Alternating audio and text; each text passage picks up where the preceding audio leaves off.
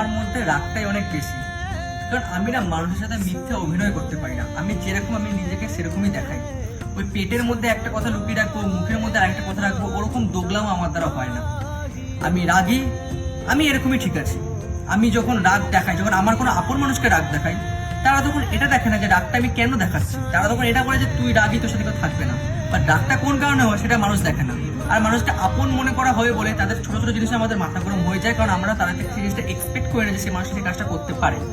আর বাইরের লোকের উপরে যদি রাগ দেখানো হয়, কোনো বাইরের লোক যাকে আমি চিনি না, তো সেই রাগটা হবে না কেন? কারণ ন্যাকাপানা আমি সহ্য করতে পারি না। যখন কেউ আমাকে ন্যাকাপানা দেখায় আমি রাগ দেখিয়ে দিই। আপন মানুষের প্রতি রাগ আলাদা, বাইরের মানুষের প্রতি রাগ আলাদা।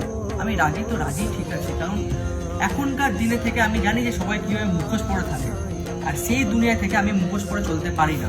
আমি এরকমই, আমার রাগ বেশি। এই জন্য হয়তো আমার খুব ঠিকমতো কোনো বন্ধু নেই, আমার ভালোবাসা টেকে না, বা আমার পরিবার আমাকে ভুল বোঝে। বাট আমি এরকমই। বাট কেউ আমার ইন্টেনশনটা বুঝতে চায় না যে আমি কেন চিল্লাচ্ছি বা কেন আমি রাগ করছি। আমার মাথা গরম হয়ে যায় অল্প অল্প জিনিসে, কারণ আমি অল্প জিনিসে না ভুলগুলো সহ্য করতে পারি না। আর এটাই আমার ভুল যে আমি খুব সহজে মানুষকে নিজের ফিলিংগুলো এক্সপ্রেস করে দিই।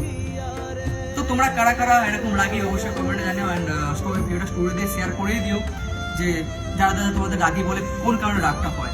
জাস্ট এই কারণে যাদের রিলেট হচ্ছে তারা অবশ্যই জানো, অ্যান্ড স্টোরি দিও।